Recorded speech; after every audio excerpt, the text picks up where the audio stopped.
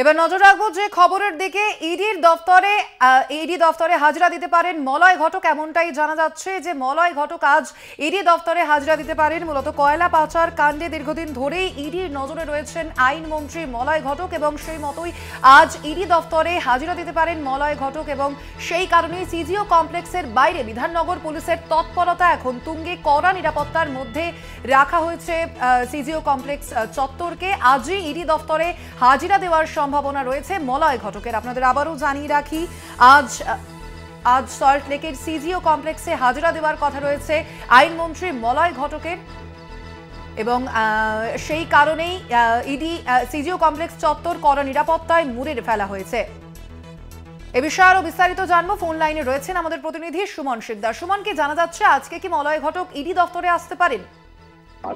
একদম, দেখো যে এই কয়লা দুর্নীতি মামলায় হাজিরা দিতে আসার কথা রাজ্যের মন্ত্রী আইনমন্ত্রী মলয় ঘটক, তার সিজিও কমপ্লেক্স যে সল্টলেক ইডি দপ্তর, সেই দপ্তরে কিন্তু সকাল 10টার মধ্যে হাজিরা নিয়েছে। এর আগেও একাধিকবার তাকে নোটিশ পাঠানো হয়েছে ইডি সূত্রে খবর, কিন্তু তারপরেও তিনি হাজিরা এড়িয়েছেন। আজ কিন্তু সকাল 10টার মধ্যে এই যে সিজিও কমপ্লেক্স, সেখানে কিন্তু তাকে হাজিরা দেওয়ার নির্দেশ দিয়েছে ইডি আধিকারিকরা। সেক্ষেত্রে দেখা গেল এই সিজিও কমপ্লেক্স সল্টলেক যে সিজিও কমপ্লেক্স ইডি দপ্তর, তার বাইরে কিন্তু বিধাননগর পুলিশের বিশাল পুলিশ বাহিনী পুরো সিজিও কমপ্লেক্সটা মুড়ে ফেলেছে। এছাড়াও কিন্তু বিধাননগর পুলিশের পক্ষ থেকে র্যাব মোতায়েন করা হয়েছে। যেহেতু নির্দিষ্ট টাইম যে 10টা, সেই সকাল 10টা বেজে গেলেও এখনো পর্যন্ত কিন্তু মন্ত্রী দেখা মেলেনি, বা তিনি কিন্তু ইডি দপ্তরে এখনো পর্যন্ত এসে পৌঁছাননি। আদৌ তিনি আসবেন কিনা সেটা নিয়ে সংশয়।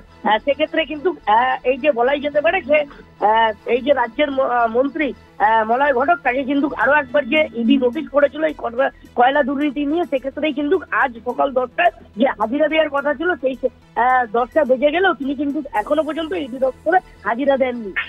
একেবারে সুমন, অর্থাৎ 10টা বেজে যাওয়ার পরও এখনো পর্যন্ত মলয় ঘটককে দেখা যায়নি ইডি দফতরে হাজিরা দিতে। ধন্যবাদ তোমাকে সুমন।